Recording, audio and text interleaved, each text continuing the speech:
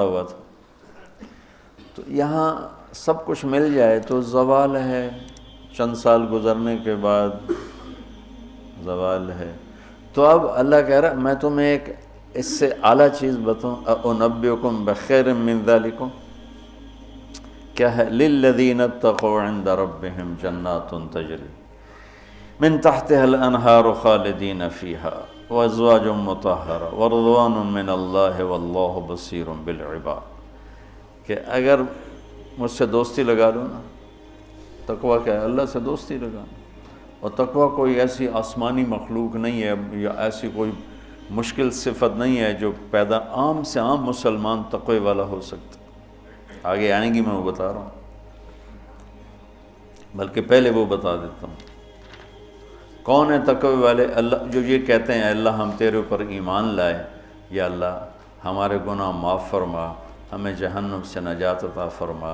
اور تقوی والے کون ہوتے ہیں؟ جو صبر کرتے ہیں، جو سچ بولتے ہیں، جو عبادت کرتے ہیں، جو خرچ کرتے ہیں، اور جو تہجد پڑھتے ہیں۔ لو یہ 4-5 باتیں ہیں، یہ کر لو تو آپ تقوی والے ہو۔ تو اس پر ملنے والا کیا ہے؟ جنات تجری من تحتها الانہار۔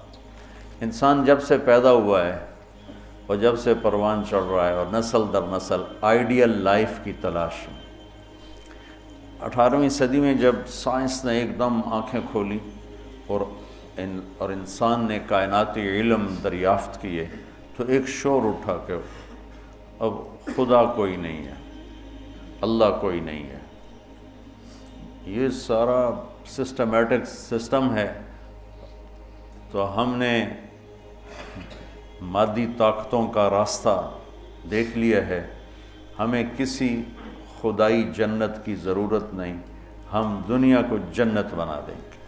یہ 18ویں صدی میں بہت انکار، اللہ کے انکار کی بہت ہوا چلی۔ پھر انسانی علم خود یہاں تک پہنچا کہ نہیں، اللہ کے انکار کے بغیر کائنات کا کوئی نہ سر ہے نہ پیر ہے، نہ توجیہ ہو سکتی ہے، نہ کوئی اس کے کسی سوال کا جواب ہو سکتا ہے، لہذا ایک خالق ضرور ہے جس نے اس کائنات کو پیدا کیا ہے۔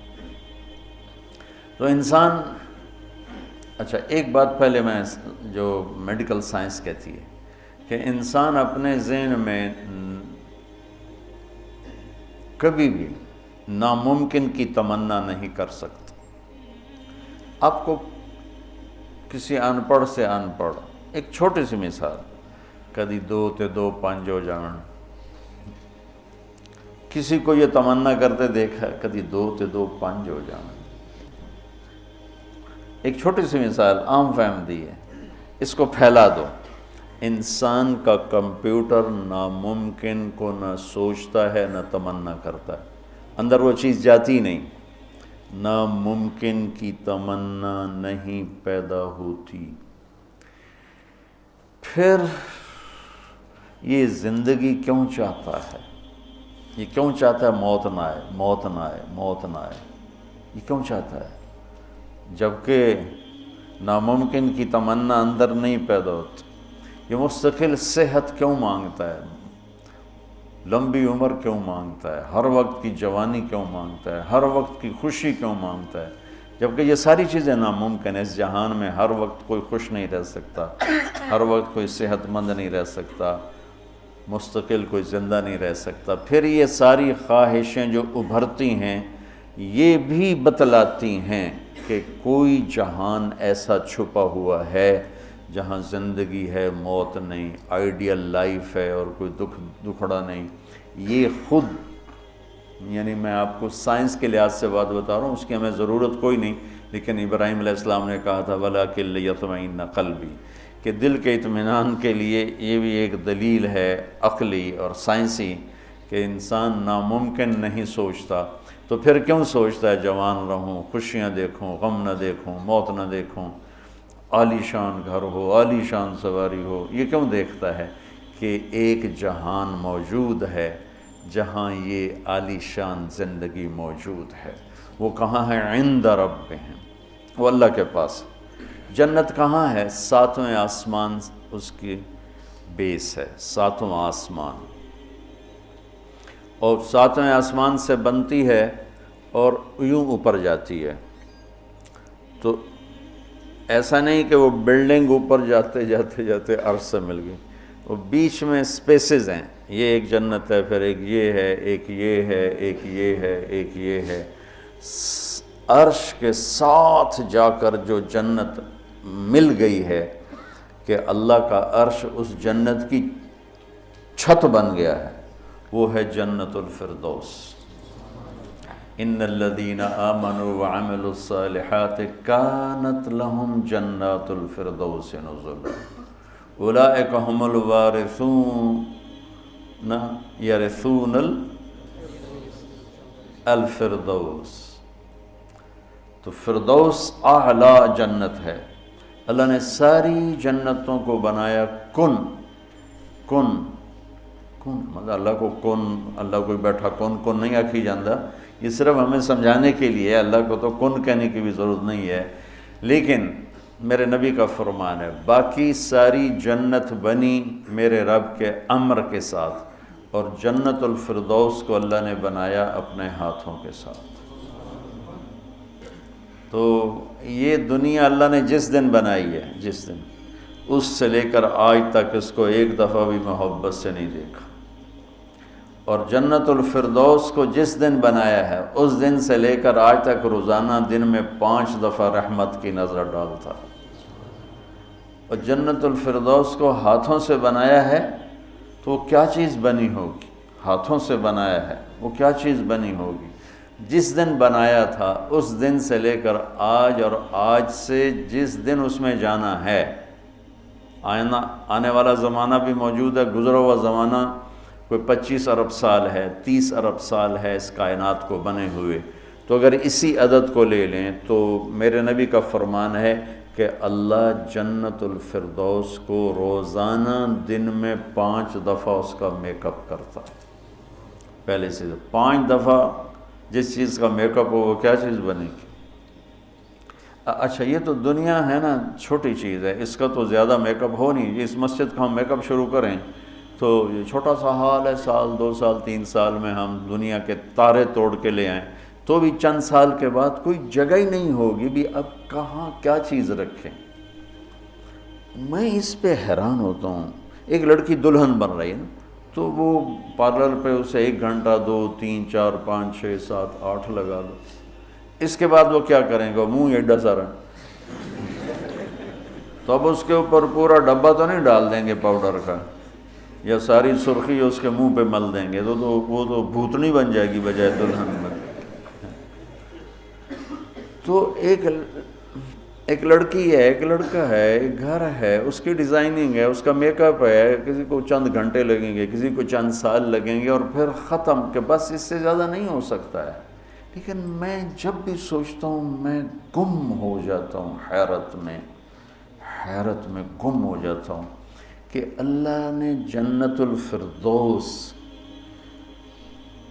کی ہر چیز، تم نوجوان بیٹھو، حور ہی کہہ دیتا ہوں، جنت کی حور کو اللہ نے پیدا کیا امر کن، باقی جنتیں، اور جنت الفردوس کی حور کو پیدا کیا اپنے ہاتھوں سے پیدا کیا۔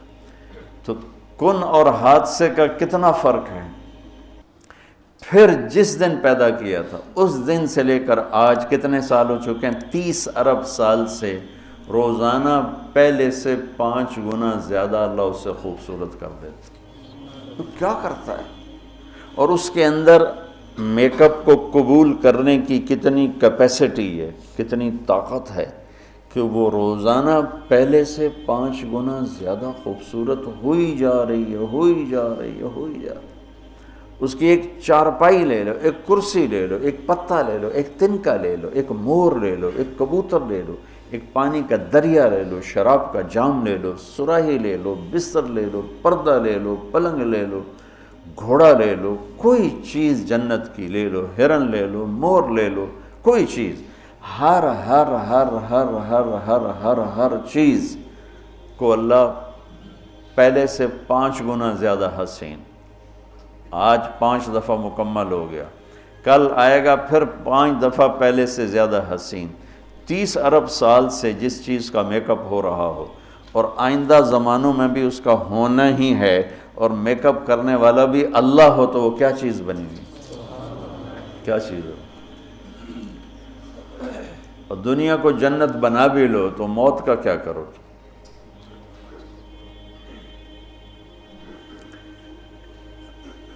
ایک آدمی نے بہت عالیشان بنایا اپنا گیٹ گھر، تو میں اس کے ساتھ جا رہا تھا تو مجھ سے کہنے لگا مولانا صاحب اتنے ہی ویکھو اسی تو اتنے روپیے لا چھڑیں تسی ویندے ہی نہیں پے ہو، دیکھو میں نے کیا بنایا۔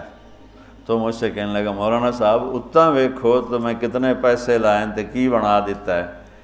تو میرے بولنے سے نا پہلے خود ہی بول پیا پر مصیبت ہے مر جاونا ہے چھڑ جاونا، ساتھ ہی پر مصیبت ہے مر جاونا ہے چھڑ جاونا۔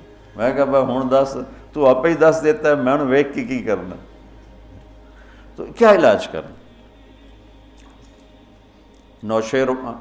نوشیروان کے پوتے خسرو پرویز نے محل بنایا 11,000 پلر پر، 11,000 ستونوں پر محل بنایا، اور 10 سال نہیں رہ سکا اس میں، اور وہ محل زیر و زبر ہو گیا۔ کیسر نے شکست دی اور محل کو آگ لگا تھی۔ عبد الرحمن الناصر اموی بادشاہ نے اسپین میں محل بنایا 4,316 پلر اور برج، اور 25 سال صرف اس میں رہا، اور جا کے اسی قبر میں گر گیا جس قبر میں غریب جا کے گرتا ہے۔ آج اس محل کے کھنڈر میں دیکھ کر آیا ہوں قرطبہ میں کہ کیا وہ شان و شوکت 300 ہجری میں بننا شروع ہوا، اور 1,000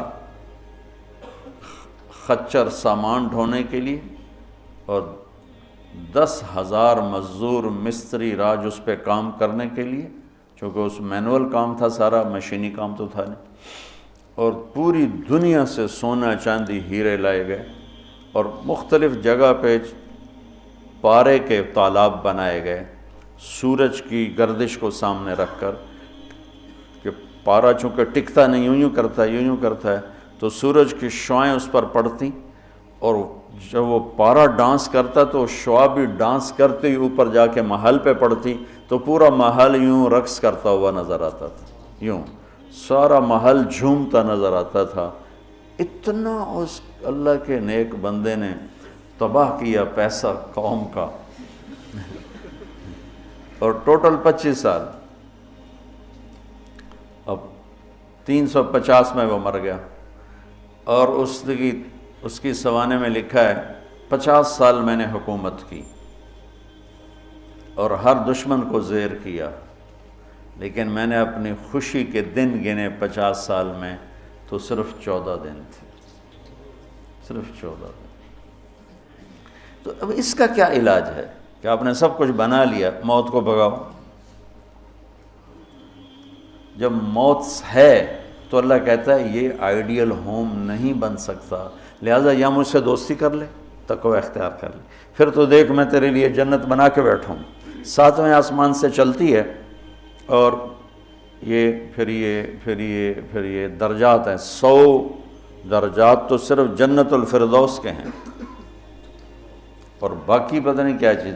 اچھا 7ویں آسمان پہ یہ اس کی 7واں آسمان اس کی بیس ہے، اور پھر 7ویں آسمان سے باہر نکل گئی، جیسے ہم وہ لوہا ڈال کے اور آگے شیڈ بنا دیتے ہیں، نیچے کوئی ٹیک نہیں ہوتی لیکن لوہے کے سریے ڈال کے شیڈ بنا دیتے ہیں، جنت کو اللہ تعالیٰ نے 7ویں آسمان سے یوں باہر نکالا ہے۔ کتنا باہر نکالا ہے وہ اللہ ہی بہتر جانتا ہے۔ پھر اس کو اوپر اٹھایا ہے اور اپنے عرش کو اس کی چھت بنایا ہے۔ جنت الفردوس کے لیے اللہ کا عرش چھت ہے اس مسجد کی چھت کی طرح، اور باقی جنتوں کے لیے اللہ کا عرش چھت ہے آسمان کی طرح۔ تو اس میں ایک تنکا لکڑی یا گھاس، وہاں کا تنکا بھی سونے چاندی سے بنا ہوا ہے، یہاں کے درخت لکڑی کے۔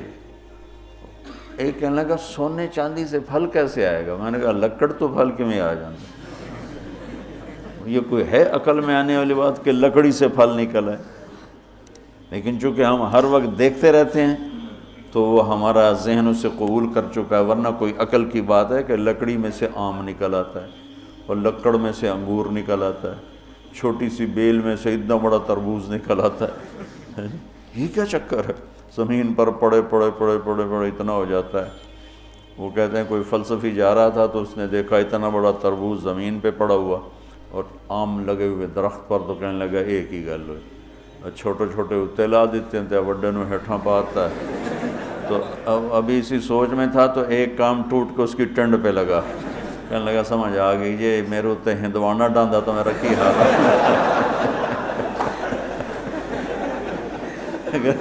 میرے اوپر یہ تربوز گرتا تو میرا کیا حال ہوتا، مجھے سمجھ میں آ گیا۔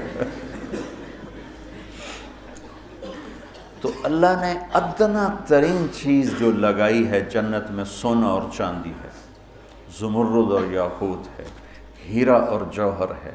اور میں نے ملکہ برطانیہ کے محل میں دیکھا، اس کے تاج میں، ان کے محل میں عجائب گھر بنا ہوا تو ان کے تاج میں لگا ہوا تھا کوہ نور، لیکن اب اس کی وہ شان و شوکت نہیں رہی، چونکہ کاٹ کے تاج میں لگایا اور پھر 3 ٹکڑے کر کے آگے ایک پٹی میں رکھا ہوا تھا۔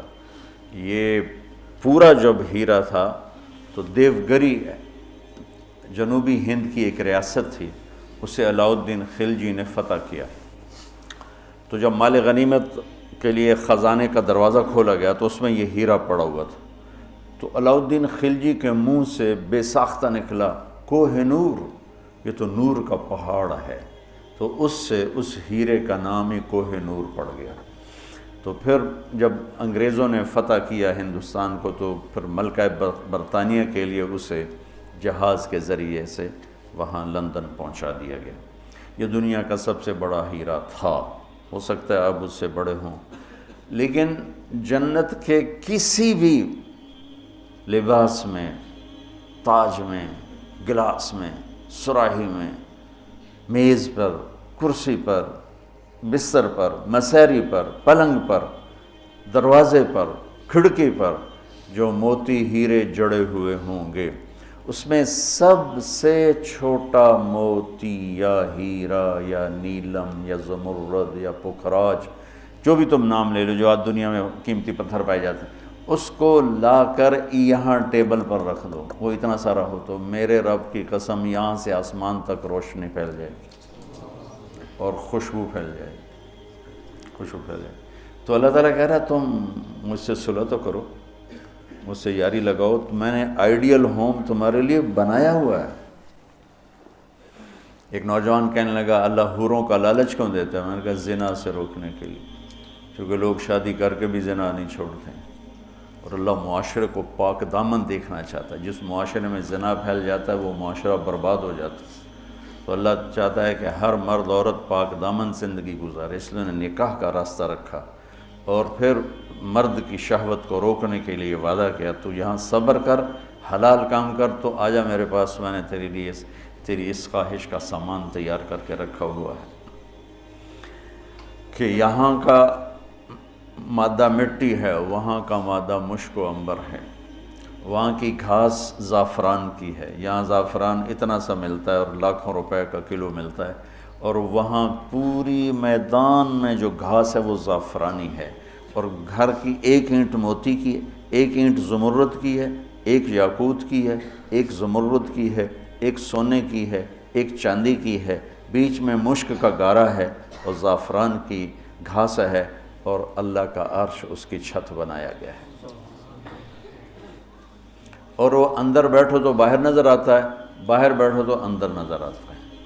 میں نے جو ایک دفعہ جنت کا محل دیکھا خواب میں، تو یہ اس کی میں نے صفت جو پڑی تھی وہ میں نے آنکھوں سے دیکھی کہ میں اس کے اندر چل رہا تھا، مجھے باہر بھی نظر آ رہا تھا اور اوپر بھی نظر آ رہا تھا اور دائیں بائیں بھی نظر آ رہا تھا، حالانکہ میں ایک گیلری میں چل رہا تھا، اور اس کا جو فرش تھا مجھے لگتا تھا ہر فرش کی ٹائل کے نیچے سورج نکلا ہوا ہے، اس طرح اس میں سے روشنیاں نکل رہی تھیں، روشنیاں نکل رہی تھیں۔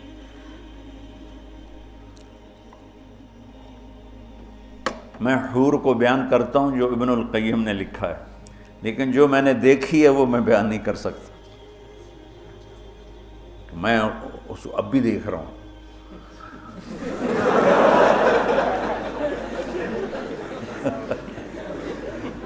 میرے رب کی قسم میں کیسے بتاؤں کہ وہ کیا حسن، کیسے بتاؤں؟ یقین مانو میں کتنا جنت کو بولتا ہوں، اور میں جنت کے حوروں کو بولتا ہوں جو لکھا ہوا ہے، لیکن جو اللہ نے مجھے دکھایا وہ میرے پاس نہ لفظ ہے، اس کی مسکراہٹ ہوئے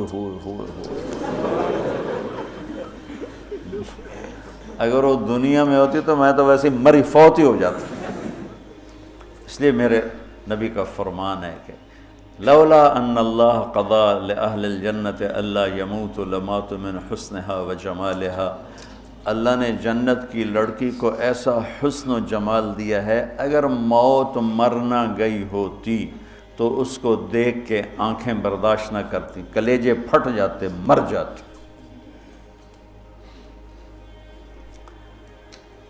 تو یہاں کی عورتوں کے لیے بھی بشارت ہے کہ ایمان والی نیک صالح پاک دامن عورت جنت کی اس حور سے 70,000 گنا زیادہ خوبصورت ہوگی۔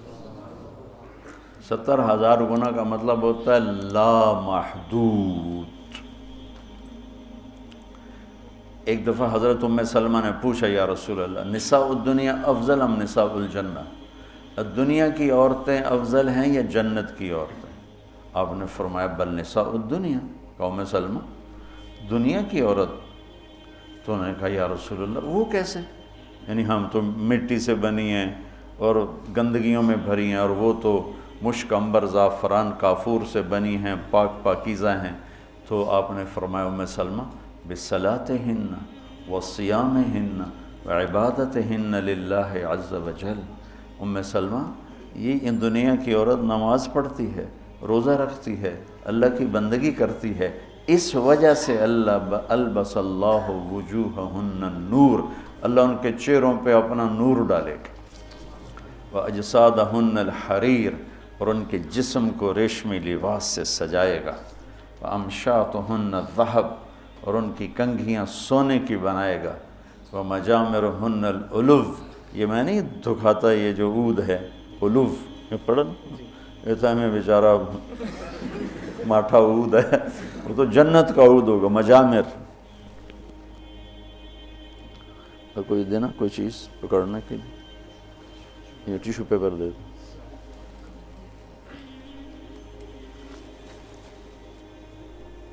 دو۔ اس کو کہتے ہیں مجمار۔ مجمار کا اردو میں لفظ دھونی دینے کی چیز ہے، اس میں مجامر جمع ہے مجمار، کہ اس طرح ان کے سامنے ہوں گے اور اس میں عود جل رہا ہوگا اور اس کی خوشبو پھیل رہی ہوگی۔ یہ دنیا کی عود ہے، ساری مسجد میں خوشبو آتی کہ نہیں آتی؟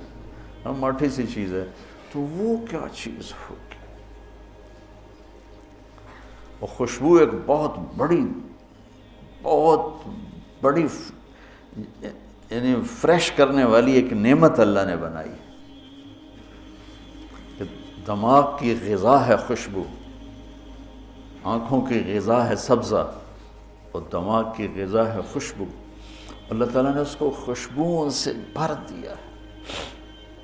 عرفہا لہم کا ایک ترجمہ ہے کہ جنت کو اللہ تعالیٰ ان کے لیے خوشبودار بنا رہا ہے۔ عرف خوشبودار بنانا، ایک اور ترجمہ بھی ہے لیکن ابھی اس کی مناسبت سے مجھے یاد آیا کہ عرفہا لہم، کہ آ جاؤ ایک دفعہ مجھ سے دوستی لگا کے، پھر ایسی جنت دوں گا جس میں خوشبوئیں خوشبو ہوگی، اور ایسی خوشبو ہوگی کہ یہ ادھر تو لگاتے ہیں اور تھوڑی دیر بعد وہ ختم ہو جاتی ہے، وہ تمہیں ہمیشہ مہکائے رکھے گی اور تمہیں ہمیشہ تر و تازہ رکھے گی، خوش و خرم رکھے گی۔ تو اللہ تعالیٰ فرمایا تم میرے پاس آ جاؤ، تو تم جس آئیڈیل ہوم کو ڈھونڈتے ہو وہ میں نے تمہارے لیے تیار کیا ہوا ہے۔ تجری من تحتها الانہار، پانی یا انہار دریا کو کہتے ہیں، کہ وہ دریا ہی دریا ہیں۔ اصل میں دریا ایک کنایا ہے، یہ ہے اس کے لیے خوبصورتی کے لیے کہ پانی سے حسن آتا ہے۔ لوگ سردیوں میں گرمیوں میں مری جاتے ہیں، ناران جاتے ہیں، لورالائی نہیں جاتے، فورٹ منرو نہیں جاتے، وہ بھی ٹھنڈا ہے، لیکن وہ اتنا ویران ہے کہ اس پہ سبز نام کی شائی کوئی نہیں۔ اور کیوں نہیں ہے کہ پانی کوئی نہیں؟ پانی نہ ہونے کی وجہ سے کالے پہاڑ ہیں۔ مری ناران کاغان میں پہاڑ سرسبز ہیں کیونکہ وہاں پانی بہت زیادہ ہے۔ تو انہار انہار انہار، یہ اشارہ ہے خوبصورتی کی طرف۔ اور انہار دریا سے حدیث ایک یاد آ گئی، وصف الجنہ فی وصف الجنہ، یہ ایک مسقطی عالم کی لکھی ہوئی کتاب تھی، مجھے اچانک سے یاد آ گئی کہ وہ دریا میں ان کے بحری جہاز چلیں گے، ایک ایک جہاز اتنا بڑا ہوگا کہ پوری دنیا اس کے مقابلے میں حقیر ہوگی، دنیا پوری 24,000 کلومیٹر کی دنیا اس جہاز کے سامنے حقیر ہوگی۔ تو جب وہ اس جہاز پہ چڑھیں گے سیر کرنے کے لیے تو وہاں ان کے لیے الگ بیویاں ان جہازوں میں ہوں گی، اور ان کو مچھلیاں گھیر لیں گی چاروں طرف سے۔ تو ان کو سلام کر کے کہیں گی اللہ کے دوست مجھے کھاؤ گے؟ وہ کہے گا کھاؤں گا۔ تو وہ پوچھے گی مچھلی کباب کھاؤ گے سالن کھاؤ گے؟ تو وہ کہے گا اتنے تو آؤ اندر ہی گلنا کیتی جان۔ تو پھر وہ چھلانگ لگا کے اوپر آ جائے گی۔ تو موت تو ہے نہیں، تو وہ کہے گا کباب کھلاؤ، تو وہ یوں کرے گی، تو ایک کندھے سے کباب نکل کے سامنے آنا شروع ہو جائے، کہے گا سالن دے، تو یوں کرے گی۔ تو میں یہ بنگلہ دیش میں حدیث بیان کرتا ہوں، بہت مزہ آتا ہے، کیونکہ بنگالی بڑے خوش ہوتے ہیں، ان کی غذا مچھلی ہے نا۔ ایک دفعہ پہلوانوں کو اکٹھا کیا ہم نے، زندگی میں پہلی دفعہ میں نے پہلوان اتنے دیکھے، اور پہلی دفعہ ان سے میں نے بات کرنی، میں پریشان، یا اللہ میں ان سے کیا بات کروں، سارے انج کر کے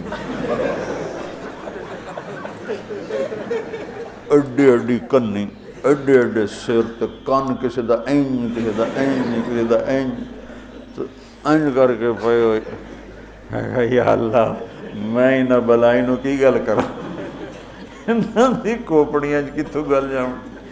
کبھی زندگی میں پہلوانوں سے بات نہیں کی، تو بڑا پریشان بڑا پریشان۔